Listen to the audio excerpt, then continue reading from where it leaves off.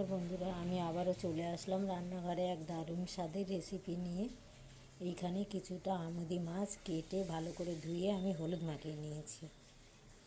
এবার আমি দিয়ে দিচ্ছি এখানে পরিমাণ মতন নুন, তারপরে দিয়ে দিচ্ছি লঙ্কার গুঁড়ো,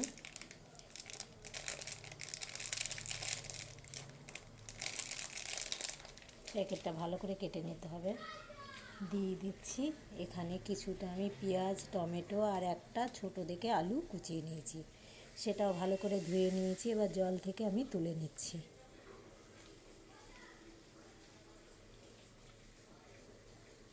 লঙ্কার গুঁড়োটাও দিয়ে দিয়েছি। এখানে দিয়ে দিচ্ছি কিছুটা সর্ষের তেল। এবার সমস্ত কিছু আমি একসঙ্গে ভালো করে মাখবো। এটাকে ভালো করে মেখে আমি কড়াই বসিয়ে দিয়েছি, কড়াইতে একটু তেলও দিয়ে দিয়েছি। আমি সেই কড়াইয়ের তেলটার মধ্যে আমি এখন দিয়ে দেবো এই যে দুটো কাঁচা লঙ্কা, আর দিয়ে দিচ্ছি একটু কালো জিরে। এবার সেই মাখানো মাছটাকে দিয়ে দিচ্ছি।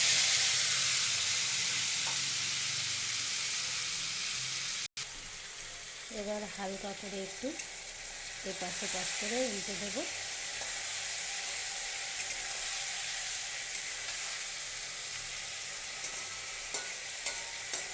আমি আজকে মাছটাকে কোনো রকমেই ভাজিনি, আজকে আমি কাঁচা মাছটাকেই রান্না করছি। এইভাবে আপনারা বন্ধুরা একবার খেয়ে দেখবেন, খুবই ভালো লাগে, দারুণ একটা টেস্ট লাগে।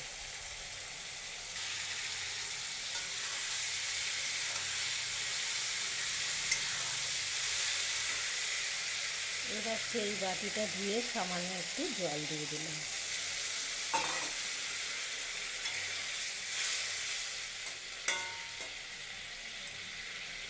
এবার আমি ঢেকে দিলাম, কিছুক্ষণের জন্য অপেক্ষায় থাকবো। আবারও ঘুরে আসলাম।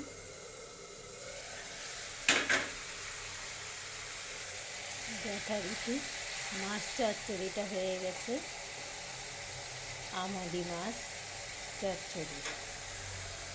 এবার আমি দিয়ে দিচ্ছি কিছুটা ধনেপাতা। বন্ধুরা, এইভাবে আপনারা একবার অন্তত করে খেয়ে দেখবেন, খুবই ভালো লাগবে। কাঁচা মাছের চচ্চড়ি, মাত্র একটা আলু কুচিয়ে, একটা পেঁয়াজ কুচিয়ে, একটা টমেটো কুচিয়ে, ধনেপাতা দিয়ে আমুদি মাছের চচ্চড়ি করে ফেললাম। খুবই ভালো লাগে, একবার খেয়ে দেখবেন। আমি এবার মাছটাকে নামিয়ে ফেলবো। দেখেন কত সুন্দর হয়েছে। এরকম গায়ে গায়ে নামাতে হবে। মাত্র কয়েকটা উপকরণ দিয়ে করে ফেলেছি আমুদি মাছের চচ্চড়ি। এবার আমি নামাবো, নামানোর পরে দেখাচ্ছি। এই যে আমি নামিয়ে ফেলেছি। বন্ধুরা, সবাই তো সব রকম খায়, এইভাবে একবারও করে খেয়ে দেখেছেন? একবার খেয়ে দেখবেন। তো যাই হোক, আমার এই রেসিপিটা দেখে যদি তোমাদের ভালো লেগে থাকে, লাইক, শেয়ার, কমেন্ট করবে। আবার কালকে দেখা হবে। আজকের রেসিপি এই পর্যন্তই।